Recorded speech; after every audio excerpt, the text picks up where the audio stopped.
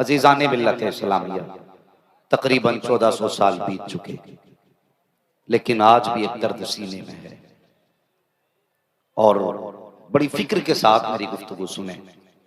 अगर आपने जरा सी लापरवाही की तो मुझे कब्र में जाकर भी सुकून नहीं मिलेगा। मैं सोचूंगा किस जमात में मैंने बात छेड़ी थी जिसने बात की कद्र न की। आज एक अलविया है, मुझे बताइए जो हालात हैं हमारे, जिस राह से हम गुजर रहे हैं, वो किसी पे मख्फी नहीं है। हकीकत हाल सब पर वाज़ेह है। दुनिया मिटाने की कोशिश कर रही है, लेकिन हुजूर का नाम हमें बचाने में लगा है। आज कोर्ट जाइए, कचहरी जाइए, थानों में जाके देखिए, आप मुकदमों की डायरी खोलिए, उसमें सबसे ज्यादा मुकदमे मुसलमानों की तरफ से हैं। हम एक दूसरे को नीचा दिखाने की कोशिश में हैं। मुसलमान का गला घोंट रहा है, दिल के पपोले जल उठे सीने के दाग से, इस घर को आग लग गई घर के चिराग से। इतनी बड़ी भीड़ में कितने ऐसे बैठे होंगे जो यहां से उठ के जाने के बाद अपने सगे भाई का चेहरा देखना गवारा नहीं करेंगे। ये नारे कितने आसान है लगाने, गुलाम ये रसूल में जवानियां लौटाएंगे। बड़ा आसान है ये कहना, लेकिन हुजूर ने जो मोहब्बत का पैगाम दिया था हमारी जमात में कितना रह गया। खुदा के वास्ते सफों में इत्तेहाद पैदा करो, इत्तेफाक पैदा करो, वरना डॉक्टर इकबाल ने कहा था न समझोगे तो मिट जाओगे हिंदी मुसलमानों, तुम्हारी दास्तां तक भी न होगी दास्तानों में। अगर कोई मुझसे ये तवक्को करता है कि मैं यहाँ बैठ करके किसी की चापलूसी करूंगा तो वो जहन से ये बात निकाल दे। मैं यहाँ किसी की तारीफ करके उसे राजी करने नहीं आया। अगर लोगों को ऐसे खतीब पसंद हैं जो मिंबर पे बैठ करके चापलूसी करें तो इस कौम को तबाही से कोई नहीं बचा सकता। सच बोलिए, भले कड़वी होगी, लेकिन अगर एक बंदे के भी दिमाग में उतर गई ना तो खुदा की कसम उसका सवरना बोलने वाले के लिए भी जरिया निजात होगा, जलसा कराने वाले के लिए भी जरिया निजात होगा। हाँ, ये कड़वी सच्चाई है। मैंने कहा जाके देखो आप थानों में डायरियां मुसलमानों की तरफ से मुकदमों से भरी हैं, और उसमें सबसे ज्यादा मुकदमे या तो बेटी की तरफ से हैं या बेटियों के खिलाफ है, सबसे ज्यादा मुकदमे।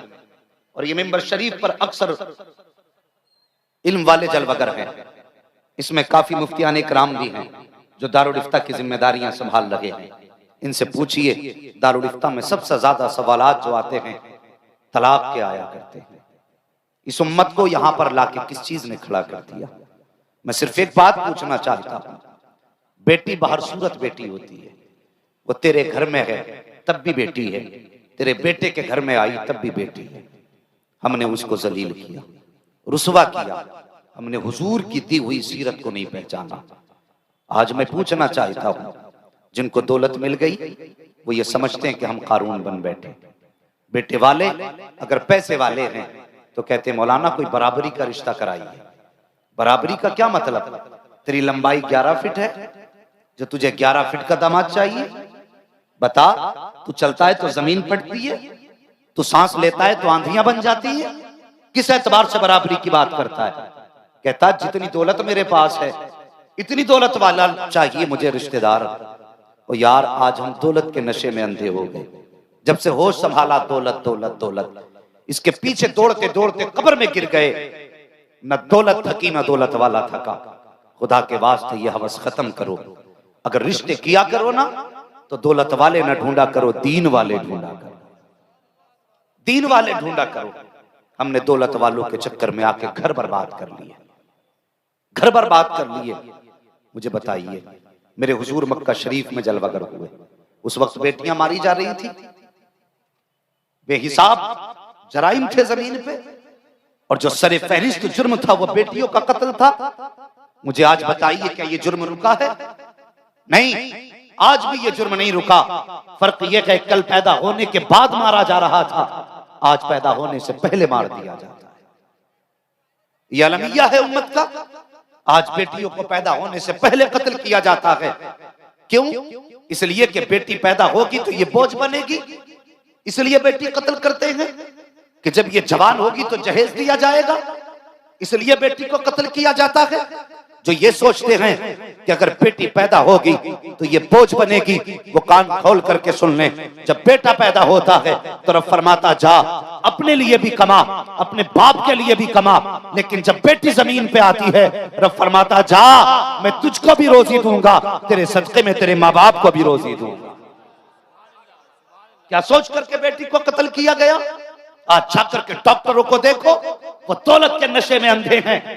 जिन बच्चों को दवाओं के जरिए मां के पेट से नहीं निकाला जाता, उनका मां के पेट के अंदर ऑपरेशन करने के बाद उन बच्चों को निकाला जाता है। मुझे बता तो सही, जमीन पे आने के बाद तेरे बेटे के पैर में कांटा चुभ जाए तो तेरी चीख निकल जाया करती है। डॉक्टर गलती से गलत सुई लगा दे तो डॉक्टर का गिरबान पकड़ लिया करता है। जब किसी बच्ची का मां के शिकम के अंदर एक एक उस काट के निकाला जाता है तो तुझे क्या लगता है उस बच्ची को तकलीफ नहीं होती होगी? यार होती है तकलीफ, वो भी चीखती है मां के पेट के अंदर, लेकिन आज उसकी चीख सुनने वाला नहीं है, आज उसकी आह सुनने वाला नहीं है। दुनिया ने अपने आंखों पे जुर्म की पट्टियां बांध ली हैं, लेकिन याद रखना जो बेटियां जमीन पे आने के बाद रोएं या मां के शिकम में रोएं, किसी को पता चले ना चले, सैयदा फातिमा के बाप को पता चल जाता है, सैयदुल अंबिया को पता चल जाता है। और याद रख आज भले ये जुर्म दुनिया से छुप जाए, लेकिन जब कयामत का दिन होगा यही बेटियां जो मां के शिकम के अंदर मारी गई या पैदा होने के बाद मारी गई, ये आएंगी तेरा गिरबान पकड़ेंगी। और कुरान कहता है वइज़ल मौऊदतु सुइलत बिअय्यि ज़ंबिन क़ुतिलत, यही बेटियां गिरबान पकड़ के कहेंगी ओ मारने वाले बता तो सही कि जुर्म पे मुझे कत्ल किया गया था, मेरी खता क्या थी, मेरा कसूर क्या था? ओ खुदा के वास्ते ये जुर्म न करना, वरना याद रखना आज मरने वाले कमजोर हैं, कल मरने वाले ताकतवर होंगे, मारने वाले कमजोर होंगे, मशीयत का जलाल शबाब पर होगा। रब फरमाएगा आओ मजलूमों आज बदला मांगो, तुम मांगते जाओगे मैं देता जाऊंगा, उस दिन कोई बचाने वाला ना होगा। अगर बचना चाहते हो तो पैगाम ये ले लो कि आज ले उनकी बना, आज मदद मांग उनसे, कल न मानेंगे कयामत में आकर मान गए।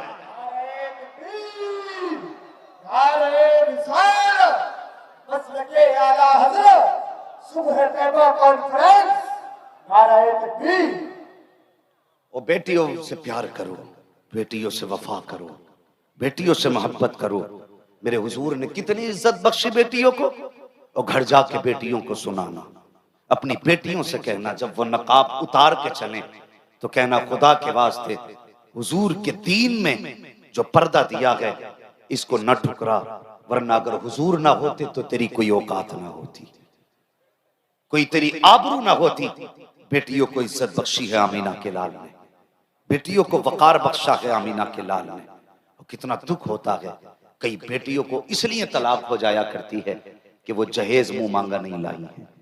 कई बार बेटियों को इसलिए हम निकाल देते हैं कि वो हमारी मर्जी के मुताबिक हमें कैश नहीं दे पा रहे। रहम करे अल्लाह इस कौम पर, रहम फरमाए।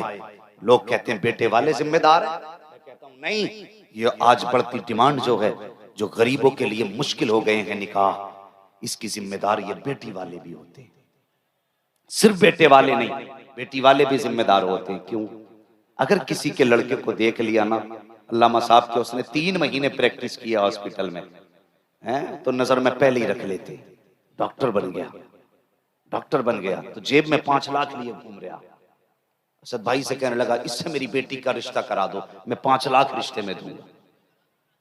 यहां से शुरुआत हुई तो वो सोचता है बोली लगने लगी, अभी 5 वाला आया, अब 8वां ना आएगा, फिर 10 वाला आएगा। खुदा के वास्ते तूने 10-5 लाख में दामाद खरीदा, 3 महीने का डॉक्टर खरीदा, कितने लोग इसकी सुई से मरेंगे और कितने लोग इसकी दवाई से मरेंगे। कम से कम देख रहा था, पूरा डॉक्टर तो देख लेता। आधी आधी डॉक्टरियां देख के निकाह कर रहे हो। कल जब बेटियों को घर से निकाला जाता, मुफ्ती साहब कोई तावीज दे दो, दामाद लेने नहीं आ रहा। अल्लाह के बंदे तूने कल देखा होता, जब बेटी का रिश्ता करने गया था तब देखता, डिग्री ना देखता, मुस्तफा की दी हुई शरीयत देख लेता। हाँ, जो हुजूर का नहीं हो सकता वो तेरी बेटी का भी नहीं हो सकता। जिसके दिल में खुदा का डर नहीं, उसके दिल में ससुर का डर खाक होगा। हम आंखें बंद करके रिश्ते करते हैं। ये बढ़ती डिमांड इन्हें खत्म करो। आज कितनी बेटियां फांसी लगा के मर रही हैं, कई बापों ने तो बच्चों को साथ लेके ट्रेन के आगे छलांग लगा दी। इसके जिम्मेदार वो अमीर हैं जिन्होंने गरीबों का निकाह मुश्किल कर दिया। वो मुझे बताओ, अगर किसी की गोद में सिर्फ बेटी पैदा हो रही है, आ रही है, तो उसमें बेटी का कसूर क्या है? कोई खता है? इसलिए बेटियों को तलाकें हो रही है कि इसकी गोद में सिर्फ बेटियां ही बेटियां हैं, कोई बेटा ही नहीं है। और कुरान तो ये कहता, अल्लाह जिसे चाहता है बेटियां देता, जिसे चाहता बेटे देता है, और जिसे चाहता दोनों देता, जिसे चाहता कुछ भी नहीं देता। जब ये फैसले रब की तरफ से हैं, तो हमने किसी की बेटी को इसका जिम्मेदार क्यों ठहराया? मरना नहीं है हमें? खुदा को जवाब नहीं देना? खुदा के वास्ते अगर बेटी पैदा हो तो चेहरा ना बिगाड़। और नसीब वाले हैं जिनके आंगन में बेटियां मुस्कुराती हैं, वरना हमने देखा है अगर बेटे 10 भी हो बेटी ना हो तो घर कब्रिस्तान लगता है। और बेटा एक भी ना हो, एक बेटी हो तो छोटा सा घर भी जन्नत का महल लगा करता है। पूछो बेटी वालों से जिनको खुदा ने बेटियों से नवाजा है, वो कितने भी थक के पलट के आओ, कितनी भी थकन चढ़ी हो, बेटी दौड़ के आके सीने से लग जाए, अल्लाह उसके कदम की बरकत से बाप की सारी थकन उतार देता है। ये बेटी होती है, लेकिन हमने बड़ा जुल्म किया बेटियों पे। कितना जुल्म किया? सुने, जब पैदा हुई तो मुंह बिगाड़ लिया हमने, बेटी आई है। कई लोगों से इस तरह की खबरें मिलती हैं कि तूने मीठा तकसीम नहीं किया। वो कहता इरादा था मैं मिलाद कराता, लेकिन बेटा होता तब। बेटी हुई है, ऐसा लगता है जैसे पहाड़ टूट पड़ा, ये महसूस होता है। वो कहता बेटा होता तब मैं जश्न मनाता, बेटी हुई है। और खुदा के बंदे, बेटी जब हुई है ना, ये बोझ बन के नहीं आई है, बल्कि तेरे घर में रहमत बन के आई है। रहमत बन के आई है। जब बेटी पैदा हुई तब हमारा चेहरा बिगड़ गया। बेटी ने थोड़ा सा होश संभाला, बाप परदेश से बाहर आया, हाथ में चीज की थैली, मीठे की थैली, फल की थैली, और जैसी घर में आया ना, तो सबसे पहले यकीन जानिए, जब बाप आता है ना, तो एक बेटा एक बेटी घर में हो, नाज़माया हो तो आजमा लेना। बेटा बैठे बैठे इंतजार करता बाप मेरे पास आए, लेकिन जब बेटी को पता चलता ना बाप दरवाजे पे आ चुका है, नंगे पैर दौड़ जाती है और बाप की तरफ दौड़ के उसके कदमों से लिपट जाती है। बेटी दौड़ के आई, बाप के हाथ में सामान था, और यार उसने थैली नहीं थामी, उसने फल नहीं पकड़े, बल्कि बाप के कदमों से लिपट गई। बाप ने उससे कहा तेरा भाई कहाँ है? आवाज थी तो अंदर से आवाज आई, अब्बा मैं यहाँ हूँ। उसने बेटी को किनारे किया, बेटे के पास गया, गोद में उठाया। तुम्हें क्या लगता है जब तुमने बेटी को किनारे किया तो उस वक्त बेटी को एहसास नहीं हुआ? बेटी उस वक्त समझ चुकी है कि मेरा बाप मुझसे ज्यादा बेटे से प्यार करता है, लेकिन उसने सब्र का पत्थर दिल पे रखा, बाप से कोई शिकवा ना किया। बाप ने कहा जा जा बेटी पानी ला के दे, वो पानी लेने चली गई। कभी बाप ने खाने के काम में लगा दिया, उसने ये नहीं कहा अब्बा जो चीज हाथ में लेके आया है इस पे मेरा भी हक है। बेटी ने सब्र किया। जब जवानी की दहलीज पे बेटी ने कदम रखा, बाप बेटी का चेहरा देख के गर्दन झुका लेता है। बेटी कहती है अब्बा गर्दन क्यों झुक गई? तो बाप कहता बेटी जब से तू जवान हुई है तब से तेरी शादी की फिक्र खाए जाती है। बेटी को फिर सदमा हो गया, ए मेरे मालिक में इतना बड़ा बोझ हो गई कि जिस दिन से जवान हुई हूँ बाप की गर्दन झुक गई है। बेटी फिर रो देती है। जब बेटी का निकाह होता है या रिश्ते का वक्त आता है तो दुनियादार नोचने वाले कुत्ते उस बेटी के घर पे आके कीमत लगाया करते हैं। और मुझे बता तो सही, कहते 10 लाख लेंगे 5 लाख लेंगे, दिल पे हाथ रख के बता, अगर तेरी गोद में 3 साल की बेटी हो बता उसे 5 लाख में बेच सकता है, 10 लाख में बेच सकते हो किसी को? और यार 10 लाख छोटी कीमत है, अगर 20 लाख में कोई बेच सकता हो अपनी बेटी को तो मुझे भी हाथ उठा के बता दे कि मैं बेटी को 20 लाख में बेच दूंगा। कोई अपनी बेटी को 20 लाख में नहीं बेच सकता। उसके जिगर को सलाम कर जिसने 20 साल की पली पलाई बेटी तेरी गोद में डाली और तुझसे कोई कीमत नहीं मांगी। अगर तुझे हया है तो पूरी जिंदगी उस बाप का भी शुक्रिया अदा किया कर, उस खानदान का भी शुक्रिया अदा किया। एक तो बेटी दी किसी ने, उसके बावजूद नोचने खाने लग गए। जब आए ना दरवाजे पर रिश्ते वाले, अल्लाह माफ फरमाए, मैं किसी को तकलीफ देना नहीं चाहता लेकिन सच बोलना चाहता हूँ। रिश्ता होता है, फोन करके कहते हैं 10 लोग आ रहे हैं बेटी को देखने के लिए। ओ यार बेटी का रिश्ता बड़ा नाजुक है, बड़ा नाजुक रिश्ता है बेटी का, तुम नहीं जानते। अगर बच्चियों को तलाक हो जाती है तो जिंदगी मुश्किल हो जाती है। अगर बच्चियों को रिश्ते छूट जाते हैं तो फिर कोई अपनाने के लिए तैयार भी नहीं होता, अपनाने के लिए तैयार नहीं होता। रिश्ते तो बड़ी बात है यार, 10-10 लोग देखने के लिए आ रहे हैं। जब देखने का फोन आता है ना, खबर होती है आज लड़की को देखने के लिए आ रहे हैं, तो लड़की का दिल धक धक होने लगता है। आप बताओ जवानों, जब कोई एग्जाम हो और तुम आप एग्जाम हॉल में बैठे हो और पर्चा भी हाथ में नहीं आया हो, तो लगता है पता नहीं क्या सवाल होंगे, कैसे हल होगा पर्चा। दिल की धड़कनें अलग होती है, तेज धड़कने लगती है। जबकि अगर इसमें फेल हो गए, अगले साल फिर एग्जाम दे सकते हो, फिर फेल हो फिर दे सकते हो। लेकिन वो बेटी जिसकी इज्जत दाव पे लगी है, उसके दिल पे क्या गुजरती होगी, कभी सोचा हमने? आते हैं देखने वाले 10-10 आ रहे हैं देखने के लिए। अब तो 2-2 गाड़ियां भर के चल रही है। हाँ, और जाके पहले नाक तक भर के खाते हैं। ऐसा लगता है जैसे घर से नमक का पानी पी के आए हैं। अब पेट भर के, कई दिन से नहीं खाया था, आज नाक तक भर के खाया।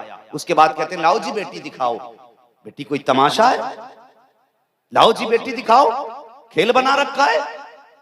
और देखने वालों को हया आनी चाहिए। लड़का कहता बेटी देखने के लिए मेरा खलेरा भाई जाएगा, मेरा फूफी का बेटा जाएगा, मेरा चचा का बेटा जाएगा, और बेगैरत ये इनके घर में नहीं तेरे घर में रहेगी। तू देखने किसे भेज रहा है?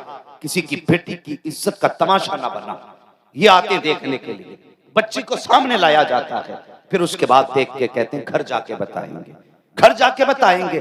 3 दिन हो जाते हैं, बेटी वाला फोन करके कहता है बताओ कोई जवाब नहीं दिया। कहा नहीं अभी फलां से मशवरा नहीं हुआ, अभी फलां से मशवरा नहीं हुआ।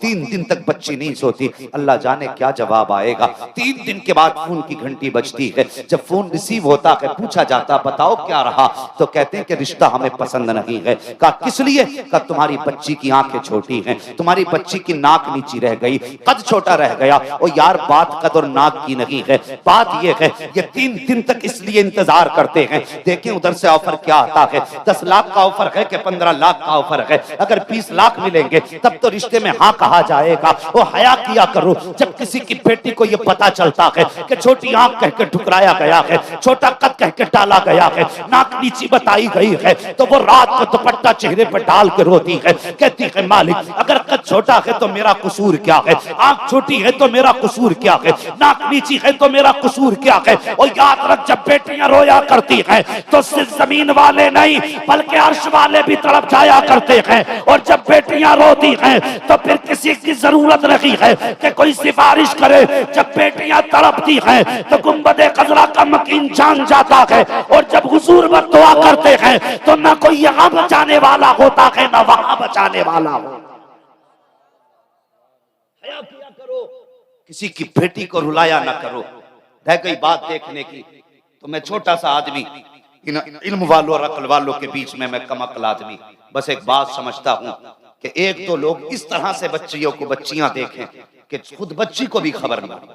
तुम नहीं जानते, जब इनकार हो जाता मोहल्ले भर में बातें होती हैं, आए थे देखने के लिए, क्या हुआ कि पसंद नहीं आई, फिर उस बच्ची का रिश्ता तक नहीं होता, रिश्ता तक नहीं होता। खुदा के वास्ते अगर किसी को जिंदगी दे नहीं सकते हो तो उससे जीने का हक भी मत छीनो। तुम खुशियों के साथ जीना चाहते हो तो बेटियां भी तो खुशी के साथ जीना चाहती हैं। तुम अपनी मर्जी के लिए, अपनी रजा के लिए बेटियों का जीना दुश्वार करते हो। एक दिन मर जाओगे, याद रखना। तेरी वजह से अगर किसी गरीब की बेटी रोई ना, तो अगर तू काबे में भी जाके मरा तो याद रख अल्लाह उस वक्त तक जन्नत नहीं देगा जब तक बेटी के एक आंसू की तुझसे कीमत नहीं ले ले। किसी का दिल ना दुखाना, बेटियों पर रहम करो, मुआशरे को बेहतर करो। ये जो हमारे हाथ तेजी से दौलत की तरफ बढ़ रहे हैं, इन्हें समेटो और बेटियों के साथ रहम करो। कौन ऐसा है जो जन्नत में जाना नहीं चाहता? अभी हाथ उठवा दे, हर बंदा कहेगा मैं जन्नत में जाना चाहता हूं। लेकिन फिर रिश्ते की बात आती है तो कहता इतना तो दिलवा देना जो मुआशरे में इज्जत रह जाए। हाँ,